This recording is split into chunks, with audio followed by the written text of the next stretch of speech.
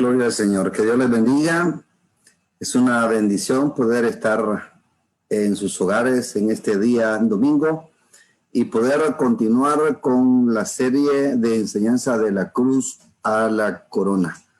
Nos llena de gozo saber que Dios ha sido bueno, que nos regala una oportunidad más para poder llegar hasta sus hogares con esta preciosa enseñanza de la palabra del Señor. Y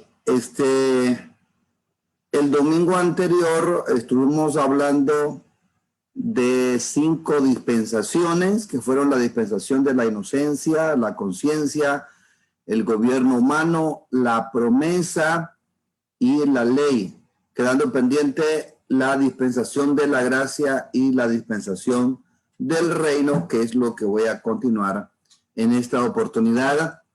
No sin antes poner este tiempo en las manos del Señor, que Dios sea el que tome el control de todo esto que se va a decir, de hecho o de palabra, pero que además de eso, que el Espíritu Santo, que es el maestro por excelencia, pueda guiar mi corazón, pueda guiar mi mente, todo lo que se haga para bendición, para edificación e instrucción de todos ustedes. Oramos. Padre bendito que estás en los cielos, en esta noche nos acercamos delante de ti para darte gracias por este tiempo tan especial, tan grato que tú nos regalas.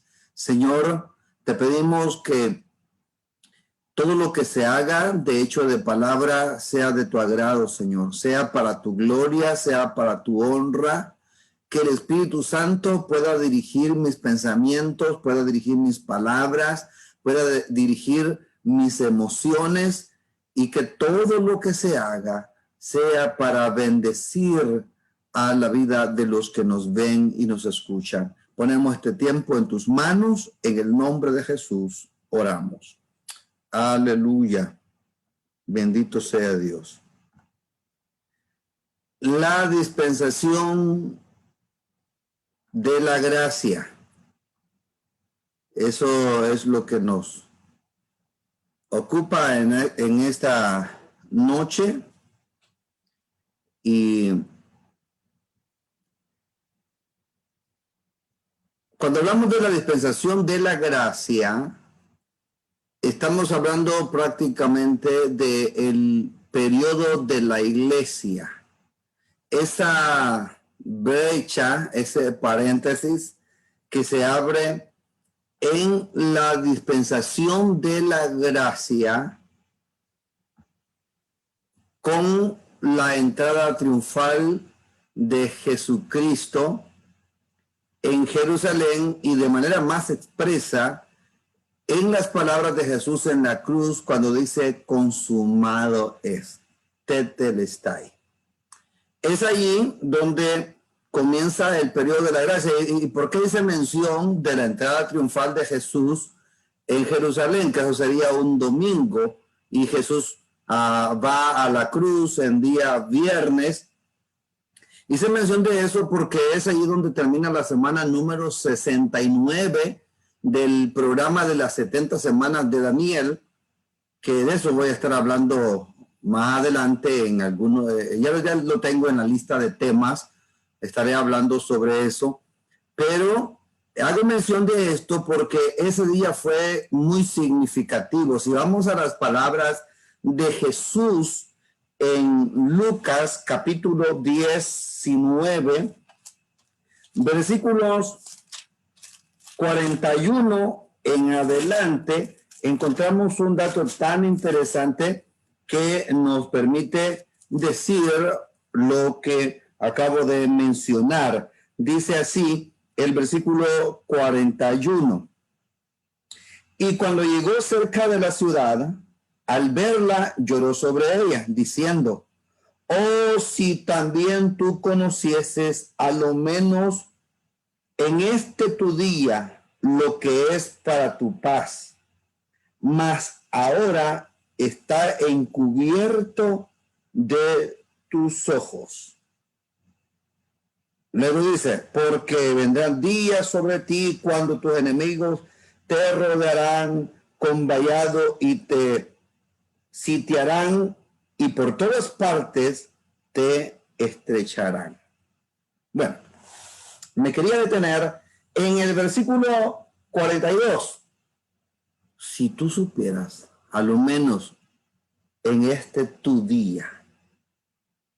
Pero luego dice que por cuanto no conoció, no entendió, porque estaba encubierto de sus ojos, vendrían días en que lo rodearían. Claro, está hablando, está profetizando la destrucción de Jerusalén, la destrucción del templo, y esto se llevó a cabo por el general Tito en el año 70 después de Cristo. O sea que 40 años más tarde se cumplieron estas palabras. Pero en ese momento, cuando Jesús entra a Jerusalén, si leen los versículos anteriores, desde el versículo 38 en adelante, es la entrada triunfal de Jesús.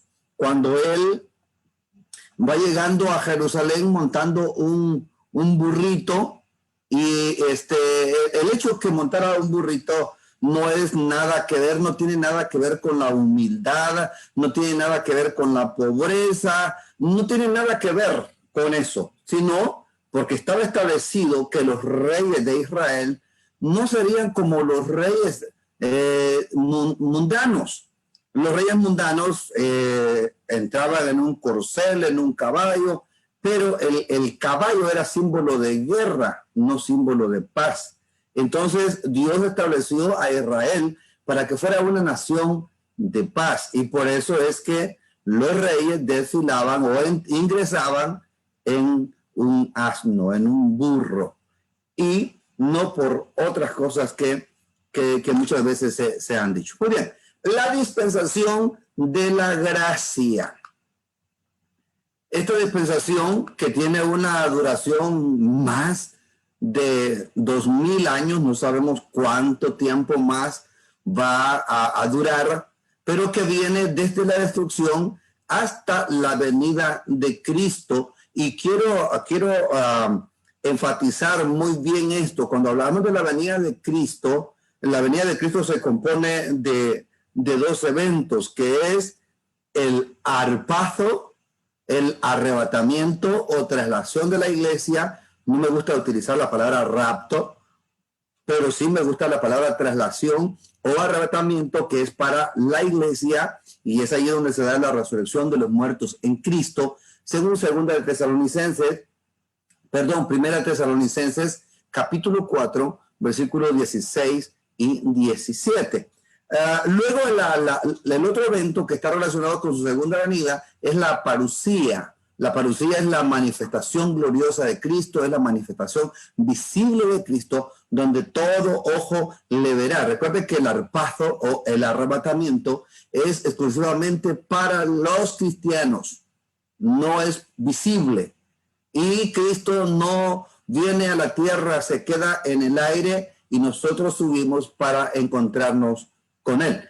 Cosa contraria, en el caso de la parusía, de la manifestación gloriosa de Cristo, cuando él pone su pie en el monte de los olivos, según Zacarías 14:4, y viene para establecer un reino de paz en la tierra. Pero ese será otro tema también. Muy bien. Dije que la duración, más de 2000 años. Las escrituras las encontramos en Juan 19:30 y Apocalipsis 4:1 y 2 y Apocalipsis 19:6 y 7. Hay mucho que hablar acerca del periodo de la gracia, que también se le conoce como la plenitud gentil. Muy diferente es el tiempo de los gentiles. El tiempo de los gentiles es el dominio de las naciones sobre el pueblo de Israel. La plenitud gentil es el avance del evangelio en el mundo gentil. Son cosas muy, muy diferentes. La condición del hombre, la conciencia capacitada por el Espíritu Santo. Vea eso, por favor. La conciencia capacitada por el Espíritu Santo. Hay algunas citas bíblicas que tenemos acá, Juan capítulo 14, versículo 16, 17 y 26. Me gustaría leer esos versículos. Dice el versículo 16, dice, y yo rogaré al Padre y os dará otro consolador. Y yo rogaré al Padre y os dará otro consolador. Nótese la Trinidad ahí. El Hijo ruega al Padre y el Padre y el Hijo envían al Consolador. El Consolador es el Espíritu Santo. La palabra clave ahí es otro. Otros en el griego, aios, quiere decir otro de mi misma categoría, otro de mi mismo nivel, otro igual que yo. Aio paracletos, otro consolador. Versículo 17 dice así: el Espíritu de verdad, el cual el mundo no puede recibir porque no le ve ni le conoce, pero vosotros le conocéis porque mora con vosotros y estará en vosotros. Esto se lo dijo a los discípulos, y los discípulos habían creído en Cristo, y les dice que el Espíritu Santo iba a venir a morar en ellos. Y aquí hay algo bien interesante. Encuentro un dato bien curioso en este versículo. Para aquellos que dicen que aún los que no son cristianos tienen el mover, o hay evidencia del mover del Espíritu Santo, pero hay un dato bien interesante. Donde Cristo no ha hecho su obra, el Espíritu Santo no puede hacer absolutamente nada, porque el terreno donde trabaja el Espíritu Santo es donde Cristo ya conquistó, donde Cristo ya entró. El versículo 26 dice, más el Consolador, el Espíritu Santo, a quien el Padre enviará en mi nombre, Él os enseñará todas las cosas y os recordará lo que yo os he dicho. Hablando de la forma en que el Espíritu Santo iba a capacitar la conciencia del individuo. También tenemos la prueba dispensacional. Para este tiempo la prueba dispensacional es creer y testificar. Interesante, Hechos 1:8, pero recibiréis poder cuando haya venido sobre vosotros el Espíritu Santo. Y me seréis testigos en Jerusalén, en toda Judea, en Samaria y hasta lo último de la tierra. Esas son palabras de Jesús confirmando o reafirmando la promesa del Espíritu Santo.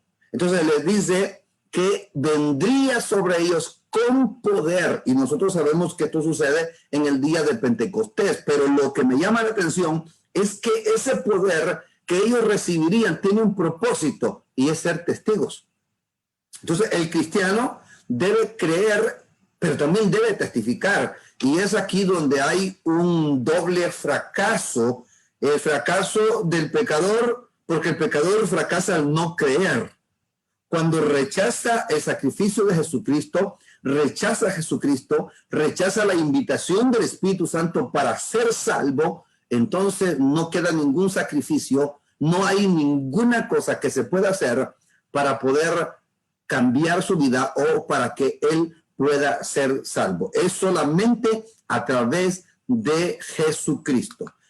Y el cristiano fracasa al no testificar. Cuando un cristiano no hace nada por el reino, está ahí estático, tiene una fe muerta, no está en acción. Entonces, es aquí donde el cristiano es salvo, pero es un cristiano que está pasivo, no está haciendo absolutamente nada por la predicación del evangelio y por tanto la extensión del reino de Cristo en la tierra.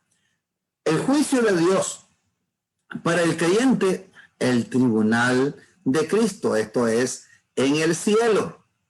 Tenemos dos citas interesantes ahí, 1 Corintios 3:10 al 15 y 2 Corintios 5:10, que están hablando acerca de esto. En ese tribunal, voy a aclarar, ese tribunal es para los cristianos. Escúcheme bien esto. Todos los que seamos levantados en el arrebatamiento de la iglesia, estaremos en un tribunal para recibir recompensa de lo que hayamos hecho. Y recalco esto, una vez pasemos diríamos de esta manera, ese filtro del arrebatamiento de la iglesia, lo que va a pasar en ese tribunal es que nos podamos quedar sin recompensa, pero no de ninguna manera perder la salvación. Vamos a ir a los versículos para que podamos comprender esos datos mejor.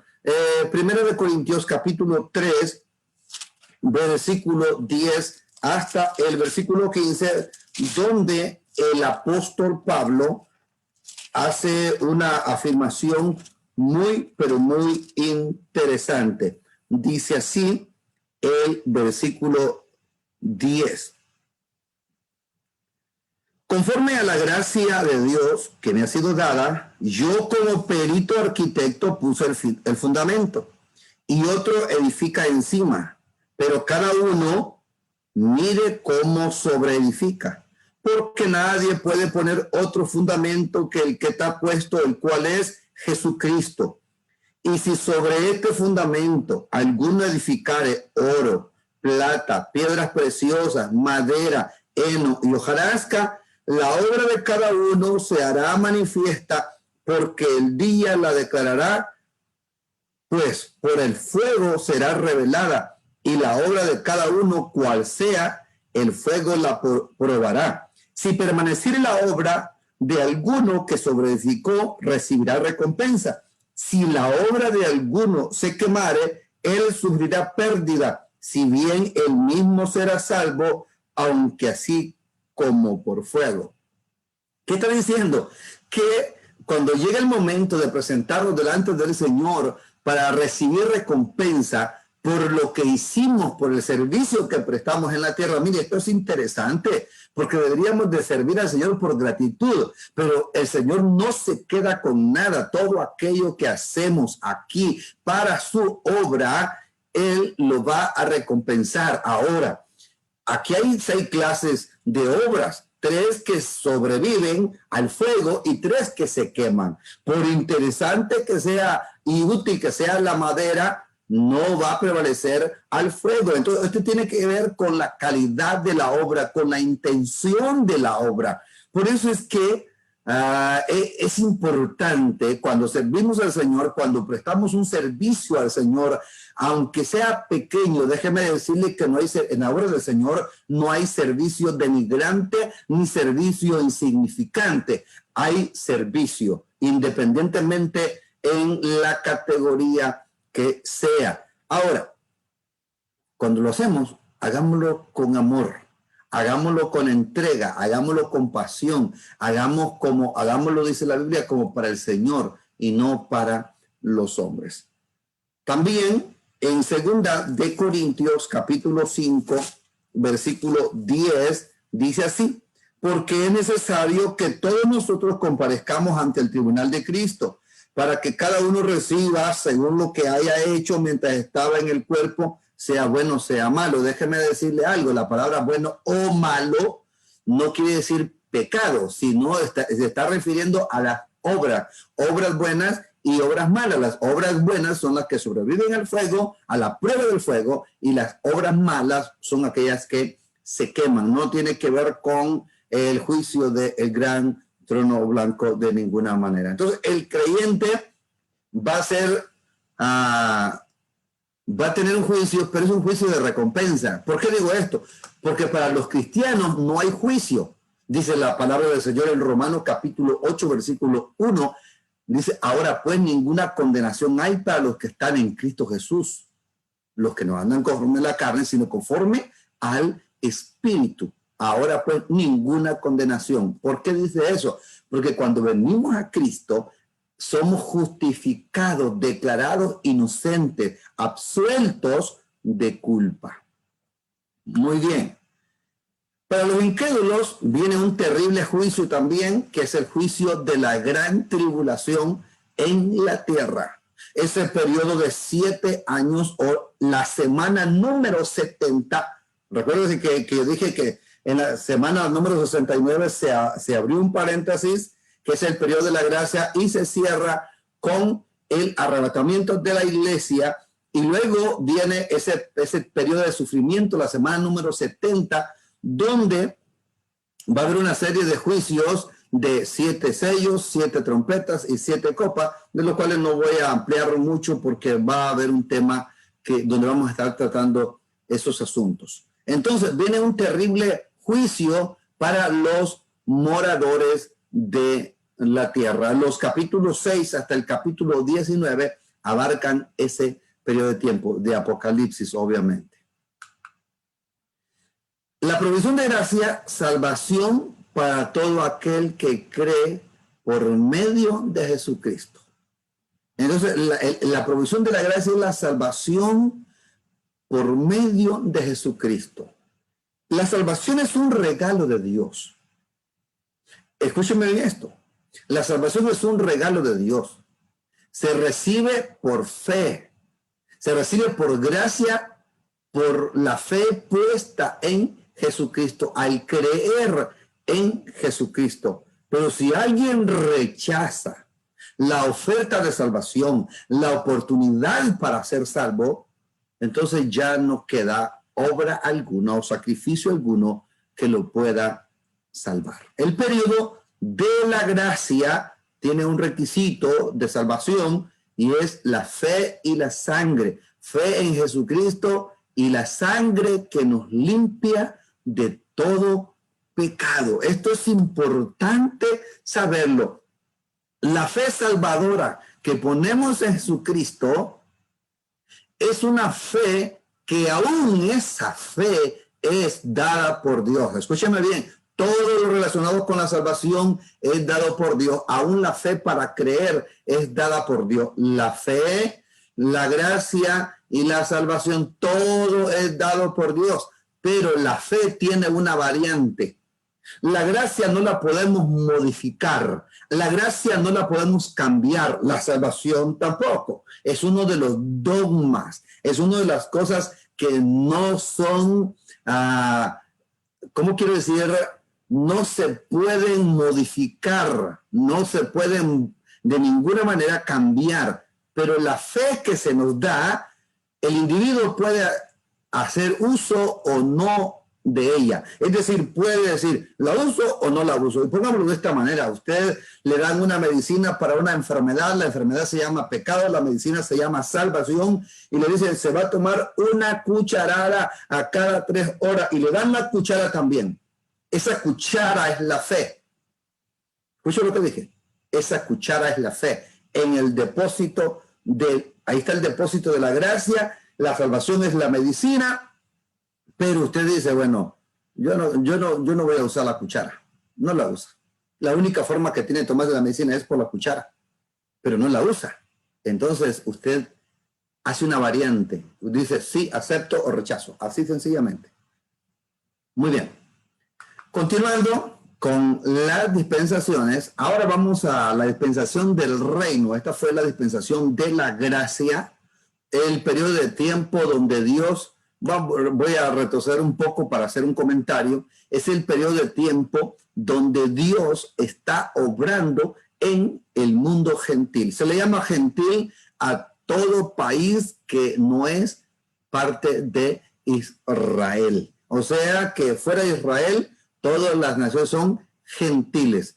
Y el evangelio se ha venido extendiendo a través de los siglos, la oportunidad de salvación que muchas veces fue ignorada por los profetas del Antiguo Testamento. Los profetas del Antiguo Testamento profetizaron la venida de Juan el Bautista, la venida del Mesías, el sufrimiento del Mesías, la muerte del Mesías, la resurrección del Mesías, la exaltación, el regreso del Mesías, el reino del Mesías. Profetizaron todo, pero se les quedó un valle oscuro. Ese valle oscuro se llamaba periodo de la gracia, y aun cuando en sus profecías hay contenido de la salvación al mundo entero, no estoy hablando de universalismo, sino de la salvación a los gentiles que creen en el Mesías prometido, en Jesucristo. Aun cuando en sus profecías hay mucho de ello,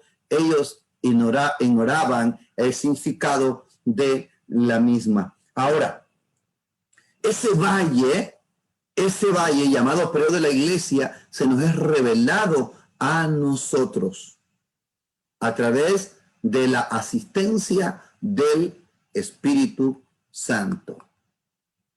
Muy bien. La dispensación del reino. Es importante saber que antes del milenio, Satanás será atado y encerrado en el abismo. Apocalipsis capítulo 20, versículo 1 al 3, hace una descripción de una acción que se toma en contra de Satanás, y vea lo que dice la palabra del Señor. Vi a un ángel que descendía del cielo con la llave del abismo y una gran cadena en la mano, y prendió al dragón, la serpiente antigua, que es el diablo y Satanás. Aquí hay varios epítetos que se están utilizando para describir la naturaleza de Satanás, que se le llama serpiente, dragón, serpiente antigua, diablo y Satanás. Y luego dice, y lo ató por 1000 años. Vean los verbos, prendió y ató. 3, y lo arrojó al abismo y lo encerró y puso sus sellos sobre él para que no engañase más a las naciones hasta que se cumpliesen, hasta que fuesen cumplidos 1000 años. Después de esto debe ser desatado por un poco de tiempo. Para esos 1000 años, Satanás está encerrado, Satanás está encarcelado. Y si bien es cierto que debemos entender porque aquí hay mucho simbolismo dentro del literalismo. Eso es un asunto bien interesante, porque aquellos que han tratado de desacreditar y decir que cómo es posible que se pueda atar al diablo y se pueda encerrar, aquí lo que está hablando de inhabilitar un poder, un ser espiritual atando a otro ser espiritual, sujetándolo y limitándolo para que no se mueva ni ejecute sus acciones durante 1000 años. Va a estar en el abismo. El abismo es una expresión que ya se conocía en el Antiguo Testamento, y también Jesús habló acerca de ese lugar.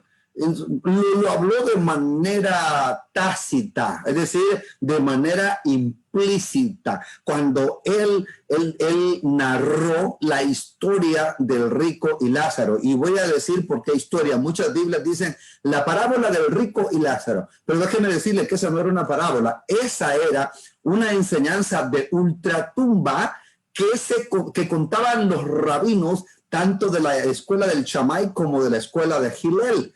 Y solo que allí el héroe, el grande, el bueno, era el rico, y el villano era el pobre y el enfermo. ¿Por qué razón? Porque en la teología hebrea, tener dinero, tener posesiones, tener abundancia era símbolo de la bendición de Dios. Por el lado contrario, estar enfermo, estar pobre, era estar bajo el juicio y la maldición de Dios. Entonces, Jesús viene y cambia la historia y la cuenta como se contaba en el cielo, donde el héroe era el pobre, pero pobre que había creído en el Señor. Entonces se mencionan varios lugares. Cuando mueren, uno va al Hades, un lugar de tormento que es ya la antesala del infierno, y otro va al seno de Abraham, que es la antesala del paraíso, y dice que había una cima escrita con S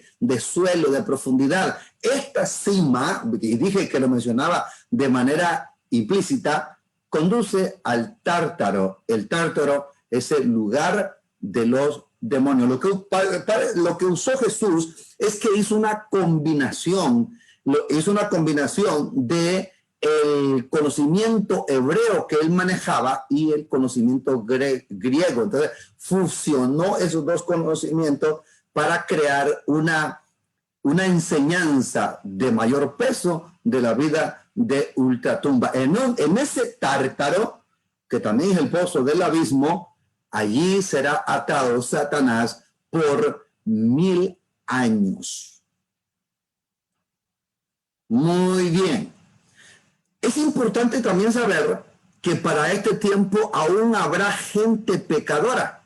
En el milenio habrá gente que va a pecar. Tenemos dos citas que son por demás interesantes. Isaías 65:20, y yo voy a leer hasta el 21 también, porque eso está muy, muy interesante.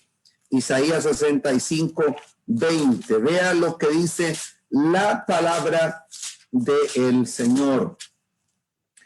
Dice, no habrá más allí niño que muera de pocos días, ni viejo que sus días no cumpla, porque el niño morirá de 100 años y el pecador a los 100 años será maldito. ¿Qué es esto? A esto se llama longevidad, alargue de la vida. La vida se alarga por 10. En el periodo del milenio, la vida se alarga por 10. ¿Qué quiere decir? Que aquel que muera de 100 años apenas había vivido la 10ª parte de su vida. No es que iba a pensar como niño, ni actuar como niño, sino que comparado a la era actual, muere un niño a los 10 años y decimos, apenas comenzaba a vivir, porque suponemos que podía durar hasta los 100 años. Entonces, en aquel entonces, el que muere de 100 años morirá como la edad de un niño de 10 en la actualidad, solo que con mente de adulto. Y dice, y el pecador a los 100 años será maldito. El pecador a los 100 años será maldito. Y quiere decir, no habrá persona que se dé el lujo de seguir pecando por más de 100 años. Me encanta la verdad que sigue diciendo en el versículo 25, el lobo y el cordero serán apacentados juntos, y el león comerá paja como el buey, y el polvo será el alimento de la serpiente. No afligirán ni harán mal en todo mi santo monte, dijo Jehová, dijo Yahvé. Dije que habrán pecadores, eso dice Isaías 65:20. Hay otro pasaje en Zacarías capítulo 14, versículo 16 al 19. Este aún está más claro todavía para poderlo leer. Dice el versículo 16. Y todos los que se dividieren de las naciones que vinieron contra Jerusalén, esto es de la batalla de Armagedón, que vinieron contra Jerusalén, subirán de año en año para adorar al Rey, a Jehová de los ejércitos, y a celebrar la fiesta de los tabernáculos. Y acontecerá que los de la familia de la tierra que no subieren a Jerusalén para adorar al Rey, Jehová de los ejércitos, no vendrá sobre ellos lluvia. Y si la familia de Egipto no subiere y no viniere, sobre ellos no habrá lluvia. Vendrá la plaga con que Jehová herirá a las naciones que no subieren a celebrar la fiesta de los tabernáculos. 19. Esta será la pena del pecado de Egipto y del pecado de todas las naciones que no subieren a celebrar la fiesta de los tabernáculos. ¿Habrá pecado en el milenio? Sí habrá. Eso es lo que está diciendo la palabra. Entonces aquí surge una pregunta. ¿Cómo es posible que pueda haber pecado en un mundo sin diablo? Por la naturaleza pecaminosa. Recuerden que tenemos tres enemigos: la carne, el diablo y el mundo. O el mundo y el diablo, el orden no interesa. Pero el primer enemigo es la carne, la naturaleza pecaminosa.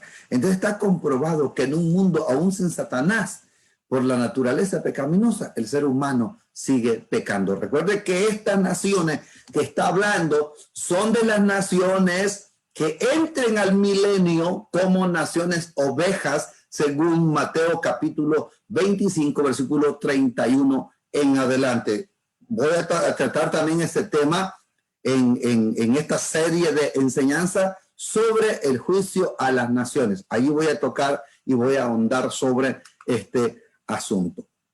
La escritura de la dispensación del reino o milenio está en Apocalipsis 19, 1 hasta el 21, 1. Y la duración desde la segunda venida de Cristo en gloria, o sea, la parucía, hasta los cielo nuevo y tierra nueva, 1000 años. La condición del hombre, la conciencia bajo mayor revelación divina. Vea eso, la conciencia bajo mayor revelación divina. Dice la palabra que en ese tiempo no habrá necesidad de maestro, ni alguien le dirá a otro, enséñame, porque toda la tierra está llena del conocimiento de Yahvé, del conocimiento de Jehová. Honestamente me gusta más la palabra Yahvé que Jehová. En algún momento voy a explicar por qué. Muy bien. Todos los que sobrevivieren al juicio de las naciones entran salvos al milenio, pero con cuerpos naturales. Vea eso, por favor. Voy a aclarar el asunto salvo. No es determinante en el sentido absoluto, sino que van a tener que probar en el milenio su fe en el Señor Jesucristo. Y tenemos la cita que antes les mencioné de Mateo 25, 31 hasta el 46. Habrá muerte en este periodo de tiempo, pero solo por rebelión directa. De lo contrario, la vida del hombre se alargará como antes del diluvio. Ya tenemos las citas que estábamos hablando ahí también. Se va a quitar la maldición y habrá proliferación de nacimientos de niños sin dolor en el parto. O sea, vuelve aquella vida antes del pecado, aquella vida que Adán y Eva tenían en el huerto, regresan al milenio, excepto que todavía habrá por así decirlo, una especie que se seguirá arrastrando y será la serpiente. Entonces, las condiciones actuales van a quedar alteradas. Satanás será encadenado. Israel será cabeza de las naciones. Ahí dice cabeza de la nación. Es cabeza de las naciones. Voy a leer Isaías 66, 8. Isaías 66, 8 dice así.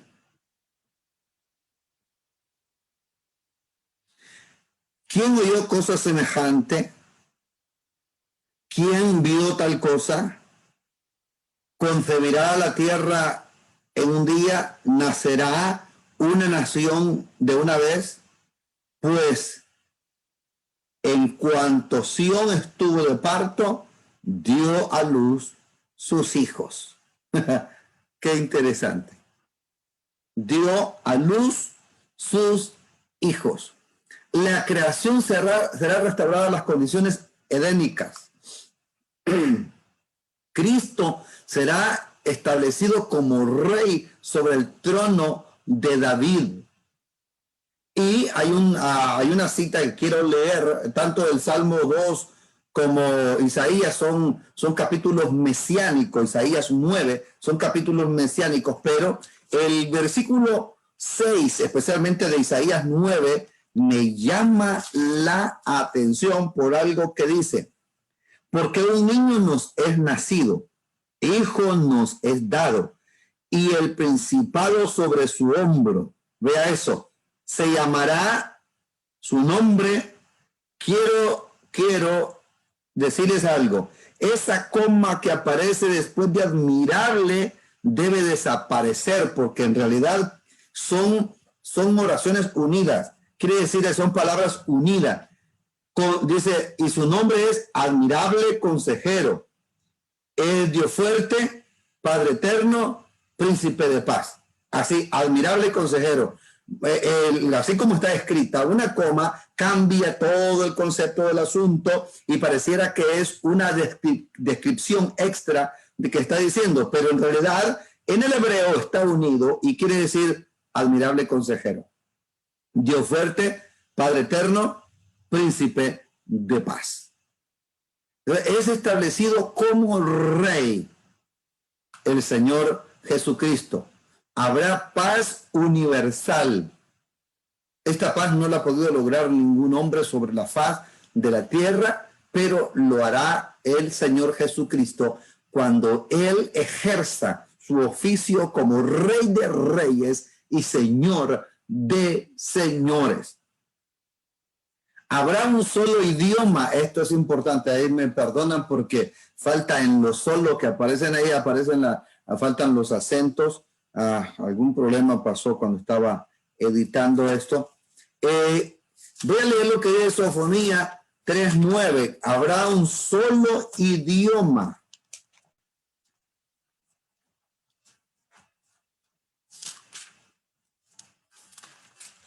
No se me vayan a cansar de esperar. Sofonía 3:9 dice la palabra del Señor. En aquel tiempo devolveré yo a los pueblos pureza de labios, para que todos invoquen el nombre de Jehová, para que sirvan de común consentimiento. Pureza de labios. Esto se puede entender a nivel espiritual, si lo queremos alegorizar, pero en realidad está hablando de un solo lenguaje. Lo podemos aplicar de varias formas, pero está hablando de un solo lenguaje. Muy bien. La prueba dispensacional: obedecer y adorar al Rey de Reyes. Cristo estará presente en persona. Eso es lo que vemos en esos versículos que encontramos allí. Pero me gustaría tocar Apocalipsis 19:6. Me gustaría leer Apocalipsis 26, 26, que dice: bienaventurado y santo el que tiene parte en la primera resurrección. La segunda muerte no tiene potestad sobre esto, sino que serán sacerdotes de Dios y de Cristo y reinarán con él 1000 años. Literalmente Cristo está en la tierra. Y también pondrá en vigor la ley desde Jerusalén. Hay mucho que leer en esta dispensación, pero se hace necesario porque el tema lo amerita. Dice Isaías capítulo 2, versículo 3. Y vendrán muchos pueblos y dirán: venid y subamos al monte de Jehová, a la casa del Dios de Jacob, y nos enseñará sus caminos y caminaremos por su senda. Porque de Sión saldrá la ley y de Jerusalén la palabra de Jehová. O sea que pondrá en vigor la ley desde Jerusalén. Cristo exige obediencia y adoración. Cristo exige obediencia y adoración en el periodo del milenio.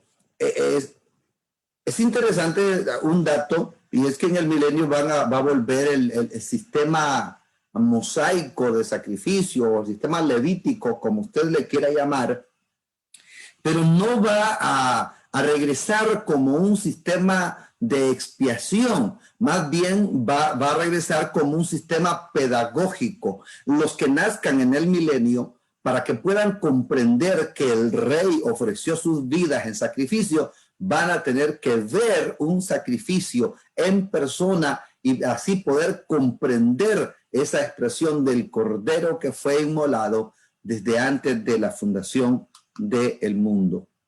El fracaso del hombre no obedece ni adora. Por eso es que el Señor los va a regir con vara de hierro. Escuchen bien eso. El Señor tiene dos varas. Tiene el cetro de oro, que es símbolo de obediencia, es símbolo de aceptación, y también la vara de hierro, que es símbolo de dominio, control. O sea que aquellos que se rehúsan a obedecer a Cristo lo van a tener que obedecer sí o sí. Cetro de oro para Israel, para los salvos, y vara de hierro para los rebeldes y desobedientes.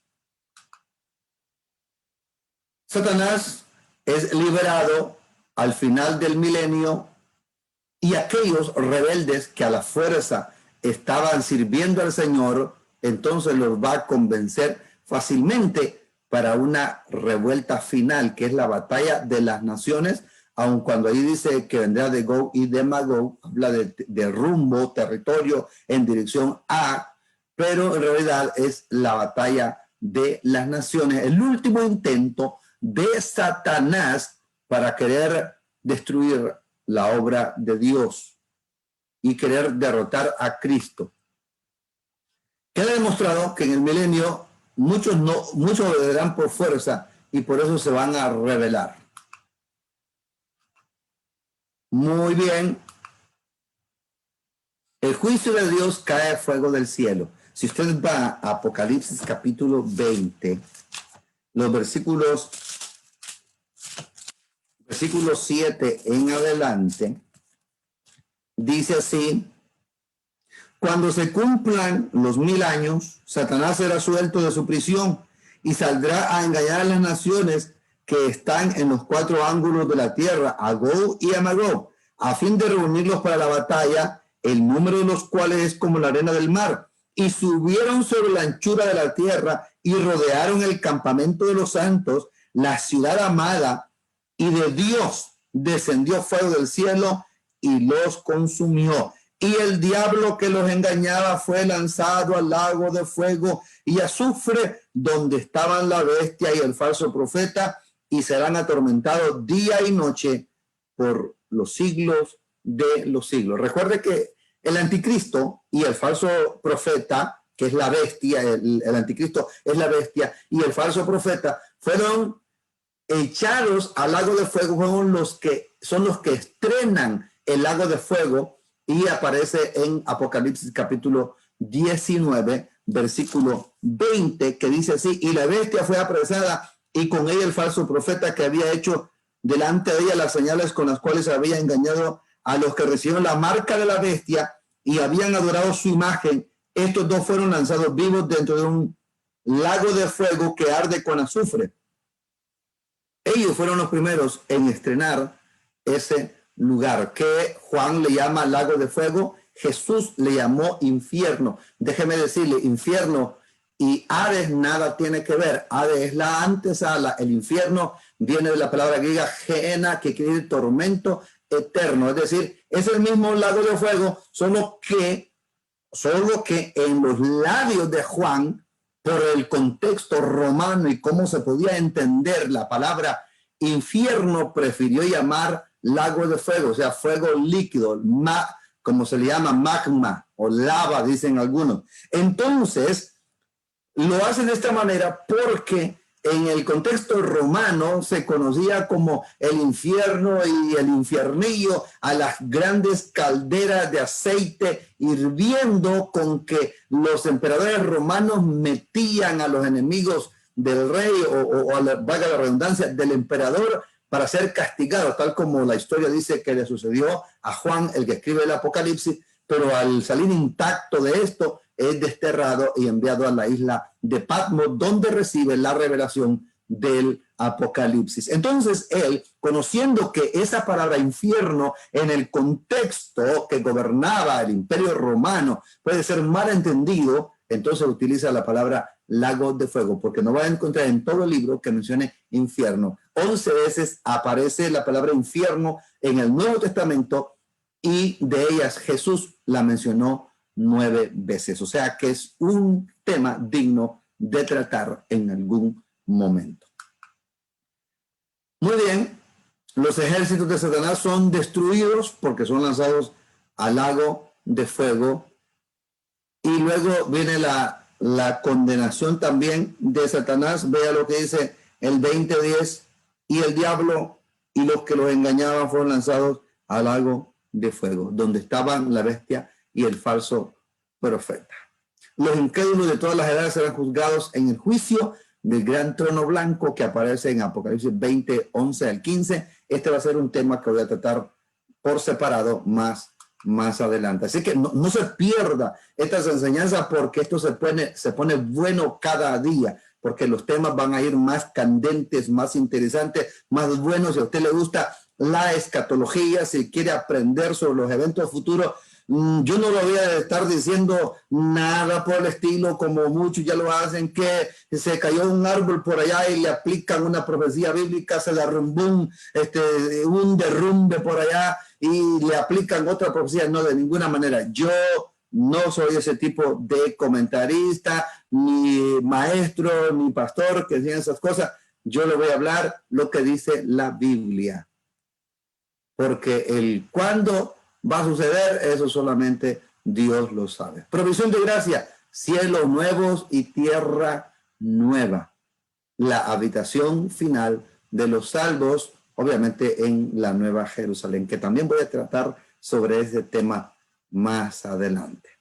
En resumen, 7 dispensaciones con las que se desarrolla la historia de la humanidad. La inocencia, la conciencia, el gobierno humano, la promesa, la ley, la gracia y el reino. Mis amados, que esta enseñanza haya traído bendición a sus vidas, que usted sea edificado, pero además de eso, que usted pueda comprender algunos datos interesantes de esta palabra. Oramos. Padre, gracias por esta bendición, este tiempo que hemos tenido de poder compartir tu palabra, de poder llegar al corazón de aquellos que están interesados en aprender, Señor. Padre glorioso, gracias por los medios que nos hacen posible poder llegar a más allá de 4 paredes, más allá de nuestras fronteras, que podemos, Dios mío, en cualquier momento tener a la disposición para que tu palabra siga corriendo y el reino se siga extendiendo. Ahora, Señor, te damos gracias por todas las bendiciones que tú nos das. Gracias por este tiempo.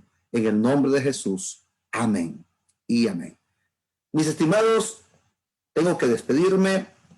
Se ha terminado el tiempo de esta enseñanza, no sin antes invitarles para el siguiente domingo a esta hora y por este mismo medio con el pastor Abilio Membreño. Bendiciones, que tengan una noche bendecida y un sueño reparador. Hasta luego.